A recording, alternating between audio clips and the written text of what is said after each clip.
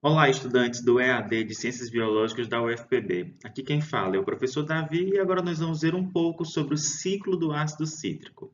Lembrando que esta aula trata-se de uma revisão sobre esse assunto, ou seja, assistir essa aula não isenta vocês de terem que ler a unidade 3 do Caderno de Ciências Biológicas ou mesmo de ler esse assunto em qualquer livro-texto de bioquímica. Os objetivos com a apresentação dessa aula são mostrar a importância central do ciclo do ácido cítrico, também chamado de ciclo de Krebs ou ciclo do ácido tricarboxílico. Mostrar para vocês também todas as etapas que compõem esse ciclo bioquímico. Também mostrar a energética, o quanto de energia que é produzido no ciclo do ácido cítrico, bem como as formas de controle dessa via e, por fim, apresentar o papel do ciclo do ácido cítrico, seja nas reações do catabolismo ou nas reações do anabolismo. O ciclo de Krebs é considerado uma via central do metabolismo, ou seja, várias outras vias do metabolismo, elas convergem nessa via, ou mesmo várias vias partem do ciclo de Krebs.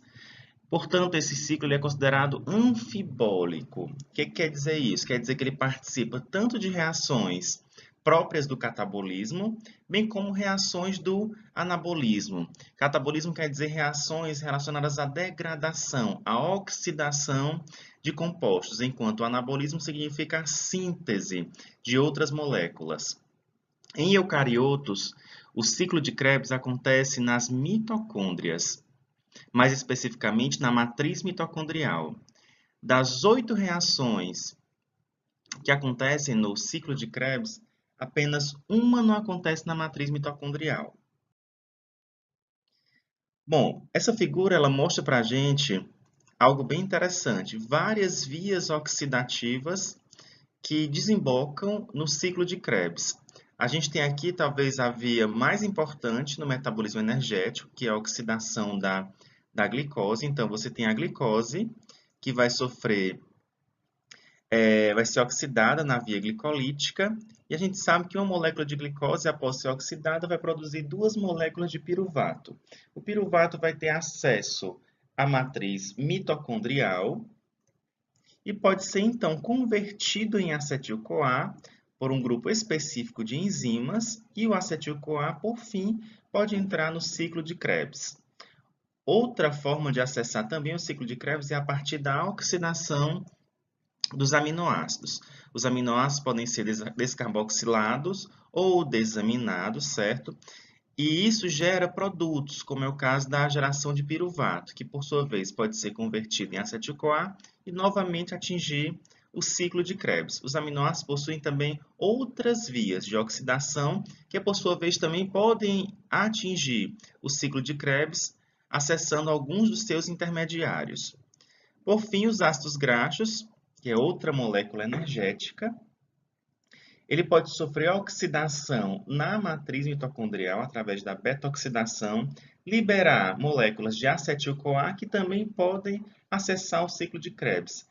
A grande função do ciclo de Krebs é produzir intermediários energéticos, mais especificamente nucleotídeos reduzidos, como NADH e FADH2, que, após a cadeia transportadora de elétrons e fosforilação oxidativa, produzem ATP. Então, essa figura deixa para a gente muito claro que o ciclo de Krebs está completamente envolvido na oxidação das macromoléculas energéticas para, por fim, produzir energia. Bom, vamos nos situar onde de fato acontece o ciclo de Krebs. Aqui a gente tem uma figura esquemática de uma mitocôndria. Aqui a gente tem algumas partes da mitocôndria sendo evidenciadas. A gente tem a membrana externa da mitocôndria, essa porção mais externa da figura. A gente também tem a membrana interna da mitocôndria, que é essa membrana aqui mais pregueada, com essas voltinhas aqui. A gente tem a matriz mitocondrial, que é essa porção interna. E a gente tem o DNA, certo? E os ribossomos também que são próprios da mitocôndria. Onde que acontece o ciclo de Krebs? Vai acontecer aqui, na matriz mitocondrial. Bom, o ciclo ele é formado por várias etapas. A primeira etapa, chamada de etapa preparatória, ela ocorre fora do ciclo. E do que se trata essa etapa? É a conversão do piruvato, que foi produzido, por exemplo, na oxidação da glicose, ou seja, converter essa molécula a acetil-CoA. Quem catalisa essa conversão de piruvato a acetil-CoA é um complexo enzimático formado por 3 enzimas, chamado de complexo da piruvato desidrogenase. Então, o que que vai fazer? O ácido pirúvico ou piruvato, oriundo, por exemplo, da oxidação da glicose, ele é uma molécula de 3 carbonos, ele vai sofrer uma descarboxilação, que libera CO2, ao passo que também vai ser adicionada à sua estrutura uma molécula de coenzima A. Como aqui ocorre uma desidrogenação, vai ocorrer a formação de um NADH. A partir de todas essas reações, eu tenho a formação de acetil-coenzima A ou acetil-CoA, que está pronto para acessar o ciclo de Krebs. As próximas etapas, elas vão ocorrer já dentro do ciclo. São 8 etapas. A primeira etapa é a formação de citrato. A segunda, isomerização de citrato para isocitrato, ou seja, uma mudança na configuração dessa molécula para formar uma outra. A terceira etapa, formação de alfa-cetoglutarato e CO2. E a quarta etapa, formação de succinil-CoA e dióxido de carbono. Aqui nós temos uma visão geral do ciclo do ácido cítrico, evidenciando as 4 primeiras reações que ocorrem dentro do ciclo. A primeira reação, o oxalacetato, reage com acetil-CoA, formando citrato. O citrato vai ser isomerizado, ou seja, vai ter sua estrutura modificada para formar o isocitrato. O isocitrato vai ser descarboxilado e desidrogenado para a formação de alfa-cetoglutarato, que também vai ser descarboxilado e desidrogenado, formando succinil-CoA. As descarboxilações liberam CO2, dióxido de carbono, enquanto essas duas primeiras desidrogenações elas vão reduzir o NAD oxidado, formando NADH. As próximas 4 etapas que ocorrem no ciclo são a formação de succinato, a sexta etapa, formação de fumarato, a sétima etapa, formação de L-malato, e por fim, a oitava etapa é uma regeneração do oxalacetato, que foi inicialmente utilizado para a formação de citrato. Aqui nós temos, então, essas últimas 4 etapas. Succinil-CoA, ele vai ser convertido em succinato. Succinato é desidrogenado para a formação de fumarato. Fumarato vai ser convertido em malato. Malato vai ser desidrogenado para a regeneração do oxalacetato. Nas desidrogenações, há nesse caso a formação de FADH2 e de um novo NADH. Vamos olhar agora todas as reações com um pouco mais de detalhes. A primeira delas acontece fora do ciclo, que é a conversão do piruvato a acetil-CoA. Quem catalisa essa reação é um complexo enzimático formado por 3 enzimas, a piruvato desidrogenase, que dá nome ao complexo, a dihidrolipoil transacetilase e dihidrolipoil desidrogenase.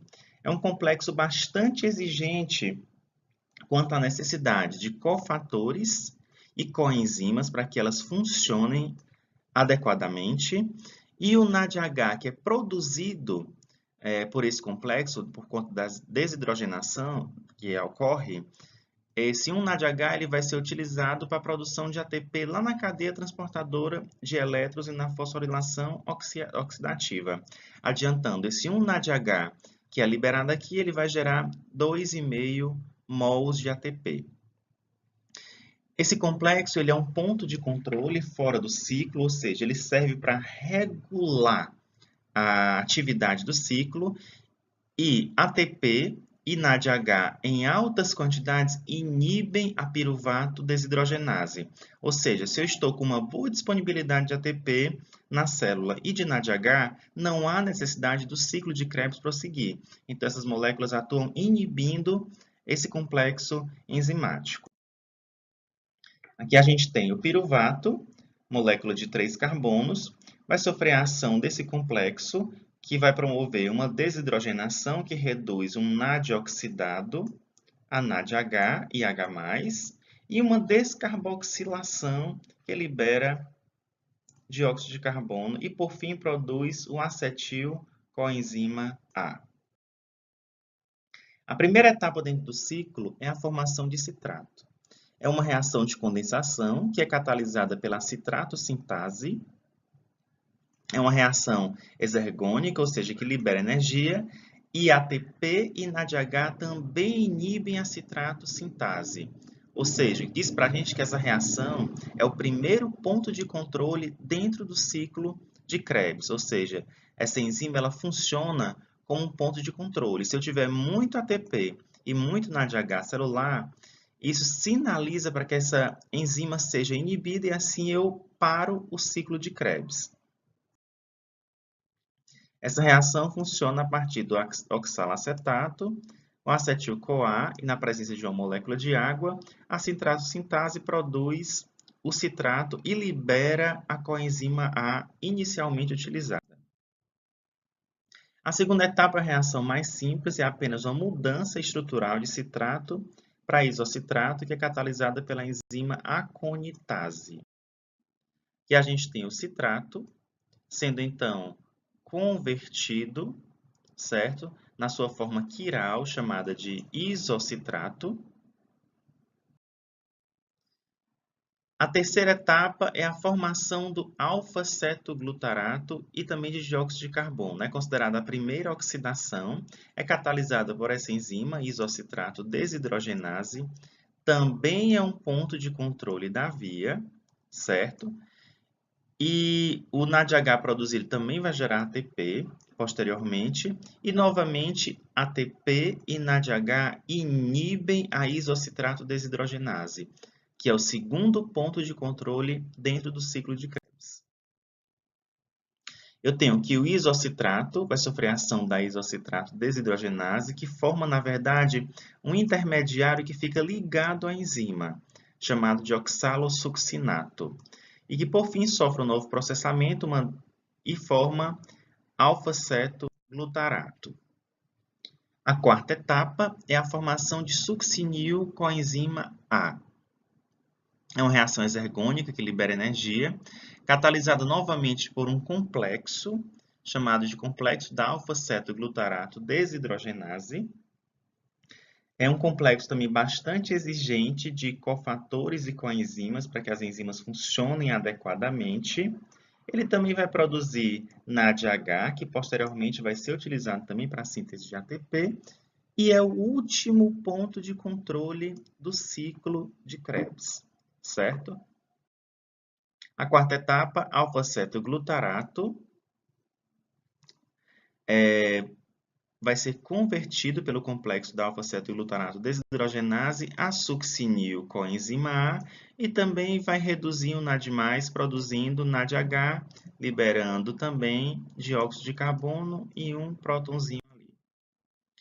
Então, a gente viu as 4 reações iniciais, como já foi dito anteriormente, agora vamos avançar e ver as próximas 4 reações. A quinta etapa é a formação do succinato. Ela é catalisada pela succinil-CoA sintase. É uma etapa que produz GTP, que posteriormente é convertido em ATP. É o único ponto do ciclo que produz diretamente ATP, o que é considerado uma fosforilação em nível de substrato. Toda etapa de formação de ATP que ocorre fora da cadeia transportadora de elétrons e da fosforilação oxidativa é considerada uma fosforilação em nível de substrato. O succinil-CoA vai sofrer a ação da succinil-CoA sintetase para formar succinato, também forma GTP. A sexta etapa é a formação de fumarato, catalisada pela succinato desidrogenase, certo? Que é uma etapa que vai reduzir um FAD oxidado e formar FADH2. O FADH2 também pode gerar ATP lá na fosforilação oxidativa. Um FADH2, um mol de FADH2 gera 1,5 mols de ATP. Succinato, então, é convertido em fumarato e ocorre também a redução do FAD a FADH2. A sétima etapa é a formação de L-malato, é uma reação de hidratação e é catalisada pela fumarase. Então, eu tenho fumarato, com a participação de uma molécula de água, ocorre a formação do L-malato. A oitava e última reação é a regeneração do oxalacetato. É catalisado pela malato desidrogenase e produz o último NADH produzido no ciclo do ácido cítrico, ou seja, o terceiro NADH produzido neste ciclo. O L-malato vai ser convertido em oxalacetato, ocorre também a redução do NAD oxidado em NADH mais H+. Então, nós vimos as últimas 4 etapas do ciclo do ácido cítrico e demos um giro completo nesse ciclo, entendendo cada uma das reações. Bom, e quanto de energia que é formado, quanto de energia vai ser gerada a partir do ciclo do ácido cítrico? Vamos ver passo a passo. O complexo da piruvato desidrogenase vai converter piruvato em acetil-CoA. Só que além da produção de acetil-coenzimar, eu também tenho a produção de NADH. Lembrando que são 2 piruvatos que vão gerar 2 acetil-CoA e também vão gerar 2 NADH. No próprio ciclo do ácido cítrico, um acetil-CoA que entra no ciclo, ele vai formar o quê? 3 NADH, 1 FADH2 e 1 GTP. Como é que dá essa reação geral? O piruvato mais 4 NAD oxidado, mais 1 FAD oxidado, GTP mais fosfato inorgânico, mais 2 moléculas de água vão gerar, de moléculas energéticas, 4 NADH, 1 FADH2 e 1 GTP. Quanto que isso vai dar de produção de ATP lá na fosforilação oxidativa? 4 NADHs vão gerar 10 ATP, porque 1 NADH equivale a 2,5 ATP. 1 FADH2 vai gerar 1,5 ATP, porque para cada FADH2 formado, eu gero 1,5 ATP. E, por fim, um GTP vai ser convertido em ATP. Então, se você somar 10 mais 1,5 mais 1 vai dar 12,5 ATP por molécula de piruvato. Contudo, cada molécula de glicose gera 2 piruvato. Então, vai ser 12,5 multiplicado por 2, que gera 25 ATP.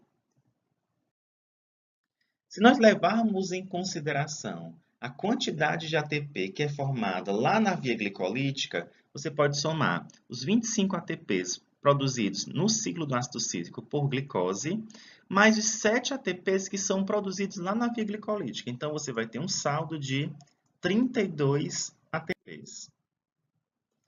O ciclo do ácido cítrico ele é altamente exergônico, então ele também tem vários pontos de controle. O primeiro ponto de controle é fora da via, como eu já falei anteriormente, é o complexo da piruvato desidrogenase, que ele é inibido por altas concentrações de ATP e NADH. Como eu falei anteriormente, sinalizam que a célula está bem suprida de compostos energéticos. Os outros 3 pontos são dentro do ciclo: citrato sintase, isocitrato desidrogenase e complexo da alfa-ceto-glutarato. A maioria deles é inibido por ATP e NADH, E quanto à citrato sintase e o complexo da alfa-cetoglutarato também são inibidos por concentrações elevadas de succinil com a enzima A. Aqui a gente tem uma figura esquemática de todos os pontos de controle do ciclo de Krebs. A gente tem aqui o primeiro ponto de controle, mostrado aqui com esse X, que é o complexo da piruvato desidrogenase, que é inibido por ATP, certo? Acetil-CoA e por NADH. O segundo ponto vai ser a citrato sintase, inibida por ATP, NADH, succinil-CoA e pelo próprio citrato. O terceiro ponto, a isocitrato desidrogenase, que é inibido por ATP e por NADH e também é estimulado por ADP e NAD oxidado. O quarto e último ponto, e terceiro ponto dentro do ciclo, é o complexo da alfa-cetoglutarato desidrogenase, que é inibido por ATP, por NADH e succinil-CoA. Como a gente viu anteriormente, o ciclo do ácido cítrico ele é uma via anfibólica. Ele participa tanto do catabolismo quanto do anabolismo. No catabolismo, como é que ele funciona? Carboidratos, aminoácidos e ácidos graxos, eles têm portas de entrada dentro do ciclo, como eu mostrei nos slides iniciais. Essas reações do catabolismo, elas normalmente acontecem no citossol celular. E os produtos do catabolismo das macromoléculas no citossol, eles vão atravessar a membrana mitocondrial e atingir o ciclo de Krebs. Eles geram muita energia e muitos intermediários também utilizados no próprio ciclo.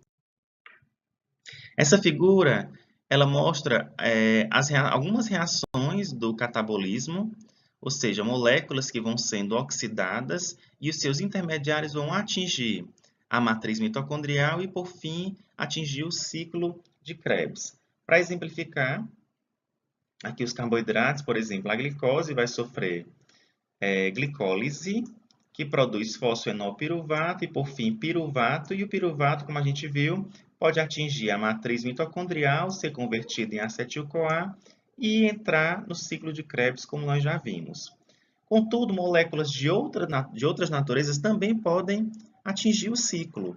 Por exemplo, vários aminoácidos, como tirosina, lisina, fenilalanina e triptofano, podem ser convertidos em acetil-CoA.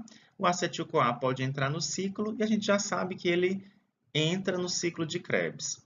E assim nós temos muitos outros exemplos de moléculas de outras naturezas que entram também no ciclo de Krebs. Contudo, o ciclo de Krebs também participa de reações de síntese, reações de construção, reações do anabolismo.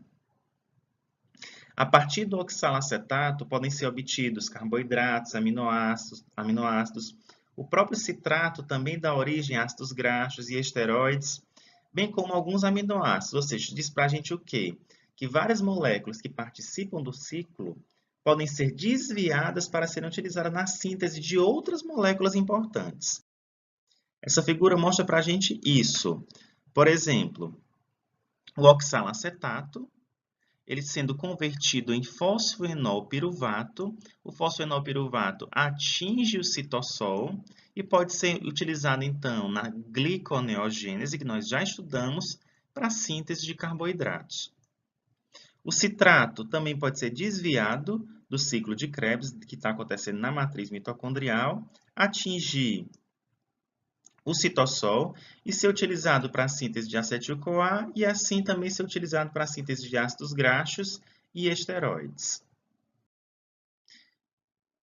Bom, turma, essa foi uma breve revisão sobre o ciclo de Krebs e as suas principais reações, pontos de controle e sua participação no anabolismo e no catabolismo.